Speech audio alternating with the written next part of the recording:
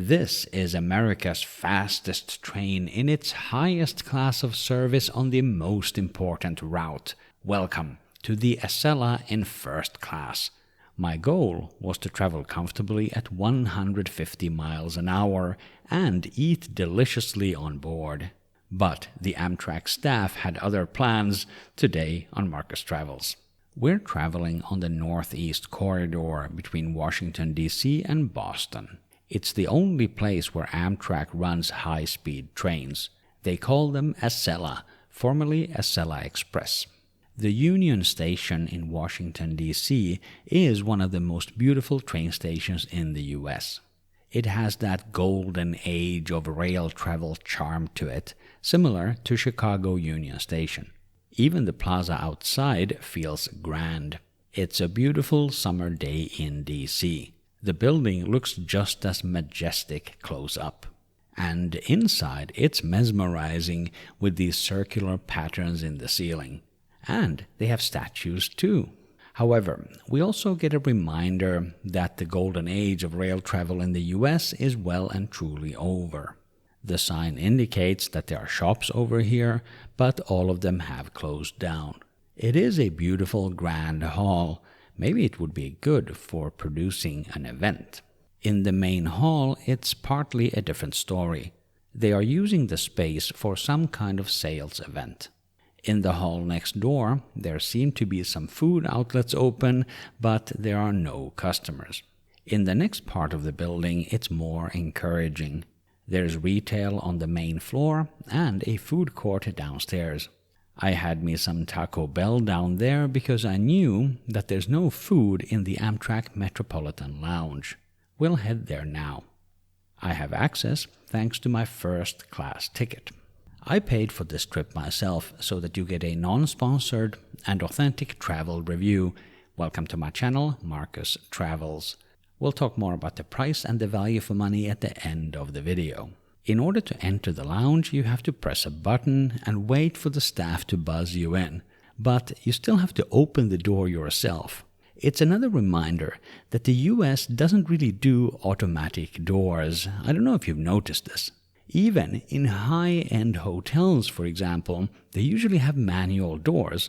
When I do my list of 10 things that will shock Europeans traveling to the US, the lack of automatic doors will definitely be on that list. Welcome to the Amtrak Metropolitan Lounge here at Washington Union Station. I made myself comfortable in one of the corner armchairs here. And one thing that I like about this place is that there are many different types of seating options. You know, armchairs, sofas, all kinds of comfortable places to sit. There are some hot and cold drinks, but none with alcohol, plus some light snacks available. This lounge also has an issue or two let's discuss from the studio. The biggest problem with the lounge here in DC was the staff. The two ladies at the counter were busy chatting with each other about real personal medical issues that the one lady's mom was having, and they prioritized their conversation over helping paying customers. This was my first time in this lounge, and I told them so. I didn't know how everything works. For example, I saw that they have an open luggage room, whereas I remember from Chicago, the luggage storage was behind a closed door. Their behavior made me feel not welcome. The lounge has no windows, so definitely no views of the tracks or the trains. It does have a business center and some conference rooms too. There's also no recycling in this lounge. They only have single-use cups in paper or plastic. This does not give off any kind of a premium feel. One last aspect of the lounge is that it was very cold. They really blast the AC. I arrived on this hot day wearing shorts and sandals, but had to change to jeans and sneakers. And wear my jacket too. It's time to board the train over to New York, so let's exit the lounge and make our way over to the boarding gates. Yes, Amtrak uses boarding gates like at the airport. You cannot board independently when you're running trains in the US. If you board from the main hall, you have to line up at a gate like this. However, the lounge has its own boarding gates. They were well signposted, and Amtrak even sent an email indicating which is the correct boarding gate number. When it's time to board, the lounge staff calls all the passengers to line up at the gate. Independent boarding would really take a lot of hassle out of riding Amtrak. But don't worry, once we're on board, the review will be more positive. But before we go on board, something did happen, something that really dampened my mood on this trip. I'll tell you about it once we're rolling. For now, I want to showcase some of the nice things about the Acela First Class experience. The Acela trains have two classes of service. This is First Class in a 1+2 seating configuration. The lower class is Business Class in a 2+2 configuration. I also tested Business Class on this trip, and the link to that review is in the description below. Welcome aboard the Acela Express. I made myself comfortable here in seat number 13 Alpha. You may notice that also on the train I'm wearing my jacket, even though it's over 30 degrees Celsius on this July day. The reason is the same as in the lounge. They run the air conditioning like there's no tomorrow. I was close to asking for a blanket. I deliberately picked a backward-facing solo seat, which is what I prefer on trains. The seat selection process during the booking was very straightforward. The legroom in this seat is really good. There is also a footrest that folds out. The seat recline is also good, but I am yet to figure out how to reliably film a seat recline. If you know how to do it, please let me know in the comments. The audio entertainment system that once was in the armrest has been disconnected. The tray table folds out if you pull it up just right. This table is not easy to deploy with just one hand or if you have limited mobility. The table does not have a cup holder or any kind of indentation to hold a glass. We'll see soon how this becomes a problem. As soon as the passengers sit down, the crew in the first class car take our drinks orders. I got the impression that most of the passengers were very familiar with the product and that I was the only one who needed a menu. I like the efficiency of the onboard crew. And they were nice too. They asked, "Will you be joining us for lunch today?" That's quite charming and a huge difference to the ground staff. We'll check out the meal service in just a moment. So what happened at boarding? After I walked to the platform, I wanted to take some photos of the train. A lady who was not in uniform but claimed to be an Amtrak employee came up to me. What she was trying to communicate was something like, "Sir, just so you know, you're actually not allowed to take photos of the train." She would have been wrong saying that, but at least she would have been polite. Instead, she approached me with the words, "Who are you?" And then a bit later, "But the train is there," implying that I should just walk to the train. Unfortunately, this is quite typical Amtrak customer service. When there's no competition, there's no pressure to improve the product or the processes. And that includes the behavior of the customer-facing staff. And in any case, her task was just to walk everyone to the train. With independent boarding, that's a job that does not need to exist. Now we're going to go really positive again and showcase the highlight of the first class service on the Acela train. Food and drink is included with and without alcohol in the first class ticket on the Acela. I got myself a Samuel Adams New England Juicy IPA. They serve it in a real glass, and that's nice. But the train is so shaky, as you can see.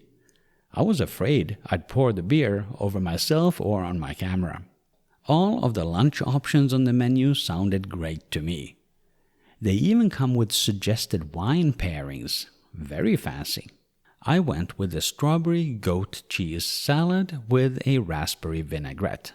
The dessert was a key lime pie in what looks like an ice cream container. There was a bread roll, butter, and some crackers too. I was specifically looking for a light meal after I had the Taco Bell at the station, and this was a great choice. I was very happy with my salad. We are making a good way over to Philadelphia, which is going to be my final stop today. The soft product on board is really, really good. I was really happy with the service here, whereas the soft product on the ground, so to say, or at the station, left a lot to be desired. One part of that is the underwhelming lounge. The other part of that is the incident that happened on the platform.